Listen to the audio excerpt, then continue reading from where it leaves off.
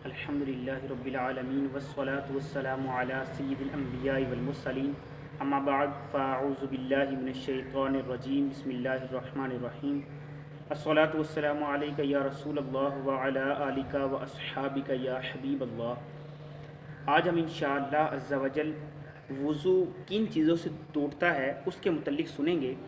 बहुत ज़्यादा चीज़ें ऐसी हैं जो वुज़ू तोड़ देती हैं। बारी बारी कुछ जो इम्पोर्टेंट हैं आवाम के लिए उनके मुतल्लिक आज मैं डिस्कस करूँगा। तो सबसे पहले जो है कि इंजेक्शन लगाने से वुज़ू टूटता है या नहीं टूटता। याद रखें कि इंजेक्शन लगाने से वुज़ू तब टूटेगा जब वो हिस्सा जो वुज़ू के अंदर धोया जाता है उस जगह पे इंजेक्शन लगाया जा रहा हो, और जब वो इंजेक्शन लगाते हैं तो सिरिंज के अंदर खून आता है। अगर वो खून इतना हो कि आपकी जिल्द से बह जाने की मिकदार के बराबर हो तो वुज़ू टूट जाएगा। याद रखें, जब ड्रिप वगैरह लगती है या इंजेक्शन लगता है तो उसकी सिरिंज में वापस खून खींचा जाता है। थोड़ा सा नाड़ के अंदर जब इंजेक्शन लगाया जाता है नब्ज़ के अंदर तो वहाँ से थोड़ा सा खून वापस खींचा जाता है, और वो जो खून वापस खींचा जाता है अगर उसकी मिकदार इतनी है कि अगर आपके जिस्म पे वो गिराया जाए तो वो बह जाए तो ऐसी सूरत में वुज़ू जो है वो टूट जाएगा। और इसी तरह दुखती आँख में दर्द हो और उसके अंदर से पानी निकले तो इसके मुतल्लिक क्या हुक्म है। अगर तो वैसे ही आँख में से पानी निकला है तो वुज़ू नहीं टूटेगा, लेकिन अगर दुखती हुई आँख में से, ख़राब आँख में से, आशुबे चश्म वाली आँख में से अगर पानी निकले तो वो पानी पेशाब की तरह नापाक होता है और उस पानी के निकलने से वुज़ू भी टूट जाता है। इसी तरह जो नाबीना शख्स होता है उसकी आँखों में से रबूबत निकल रही होती है, थोड़ी वो मतलब नमी सी निकल रही होती है, वो नमी भी नापाक होती है और उससे भी वुज़ू टूट जाता है। इसी तरह अगर कोई आपके जिस्म पे दाना वगैरह निकला हुआ है, अगर उस दाने को फोड़ें या उसके अंदर सुराख करें तो उसके अंदर से पानी निकले, अगर उस पानी की मिकदार इतनी है कि वो बह जाए वुज़ू वाले हिस्से के ऊपर से तो ऐसी सूरत में वुज़ू टूट जाएगा। यानी ये उस जगह अगर दाना हो जो वुज़ू में हिस्सा धोया जाता है, अगर उस हिस्से के ऊपर फॉर एग्ज़ाम्पल मुंह पे या बाजू के ऊपर दाना है, अगर वो टूटे और उसका पानी बह जाने की मिकदार के बराबर हो तो वुज़ू टूट जाएगा। अगर इस जगह पे फॉर एग्ज़ाम्पल या इस जगह पे जो वुज़ू में नहीं धोया जाता, अगर उस जगह से दाना फोड़ा और पानी बह निकला और इतना बह निकला कि बहते बहते वो वुज़ू वाली जगह के ऊपर आ गया तो ऐसी सूरत में वुज़ू टूट जाएगा, वरना वुज़ू नहीं टूटेगा। इसके अलावा अगर उल्टी आ जाए बंदे को तो याद रखें मुंह भर के, ऐसी के जो तकलीफ़ के बगैर रोकी ना जा सके, ऐसी के को मुंह भर के कहते हैं। अगर मुंह भर के आ जाए या फिर पीले रंग का कड़वा पानी मुंह से निकले तो ऐसी सूरत में भी वुज़ू टूट जाएगा।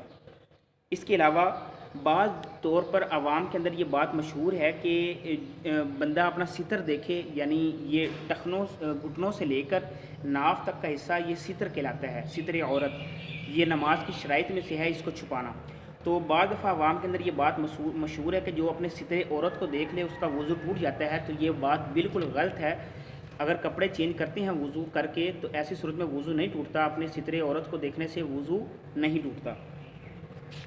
इसके अलावा अगर थूक में खून आ जाए, फॉर एग्ज़ाम्पल आपका दांत टूटा या अंदर कोई ज़ख़म था मुंह में, उसमें से खून निकला, उसके मुतल्लिक़ क्या हुक्म होगा। मुंह से खून निकला, अगर थूक पर गालिब आ गया, यानी अगर तो थूक का रंग जो है वो लाल हो गया, सुर्ख हो गया, तो ऐसी सूरत में वुज़ू टूट जाएगा। वरना अगर सिर्फ हल्की सी मतलब कड़वाहट महसूस नहीं हुई खून की और पीला पीला सा रंग है, खून का मतलब रंग वाज़े नहीं है, यानी थूक जो है वो खून के ऊपर गालिब है, तो ऐसी सूरत में वुज़ू नहीं टूटेगा। जब खून थूक के ऊपर गालिब आ जाएगा तब वुज़ू टूट जाएगा। इसी तरह अगर तो सोने से वुज़ू टूटता है या नहीं टूटता, इसके मुतल्लिक सुन लें कि नींद से वुज़ू टूटने की दो शर्तें हैं। ये दो शर्तें पाई जाएंगी तो वुज़ू टूटेगा, वरना वुज़ू नहीं टूटेगा। दोनों सुरीन जो हैं वो आपकी अच्छी तरह जमे हुए ना हों। ऐसी हालत पर सोया जो गाफिल होकर सोने में रुकावट ना हो, ये दोनों शर्तें जमा हों, यानी सुरीन अच्छी तरह जमी हुई ना हो। नेज़ ऐसी हालत में सोया जो गाफिल होकर सोने में रुकावट ना हो तो ऐसी नींद वुज़ू को तोड़ देती है।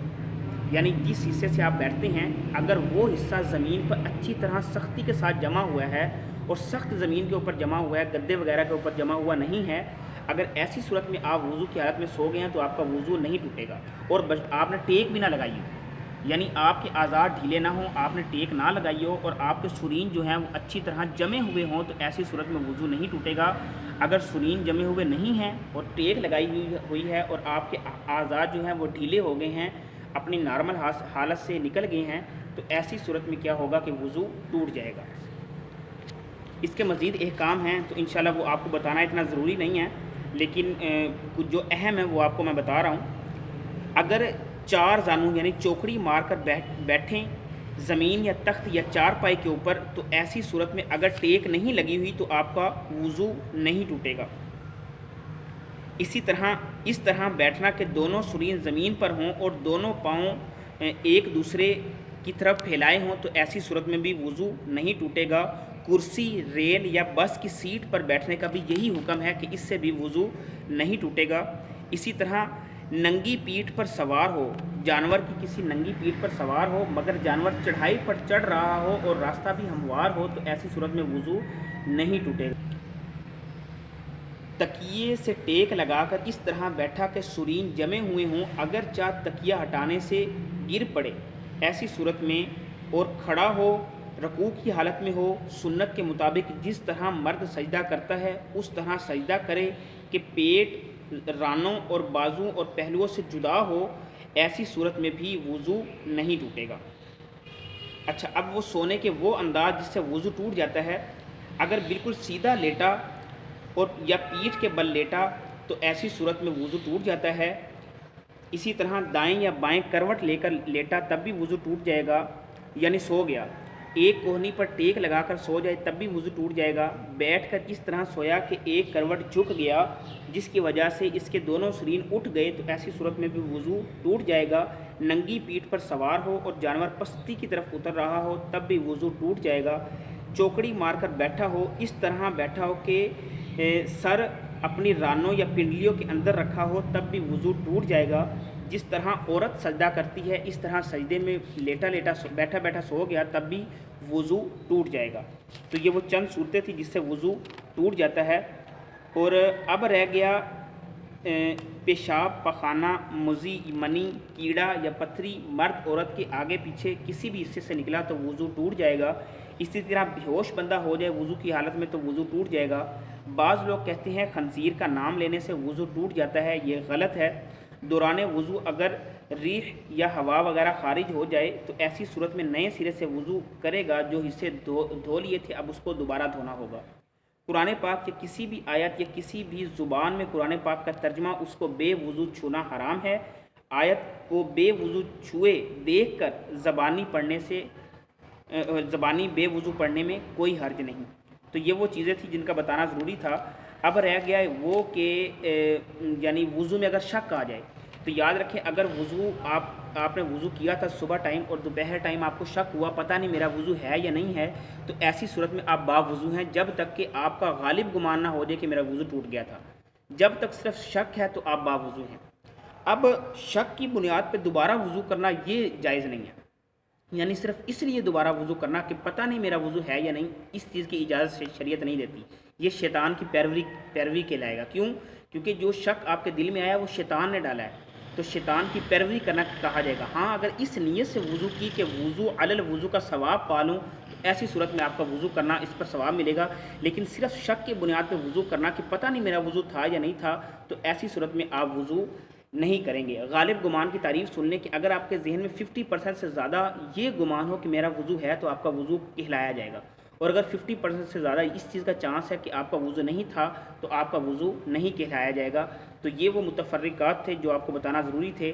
बहुत जल्दी आपको बताया ताकि वीडियो लंबी ना हो जाए। अगर इसके मतलब कोई भी मसला हो, कोई भी किसी किस्म का प्रॉब्लम हो तो आप मुझसे कॉन्टैक्ट कर सकते हैं।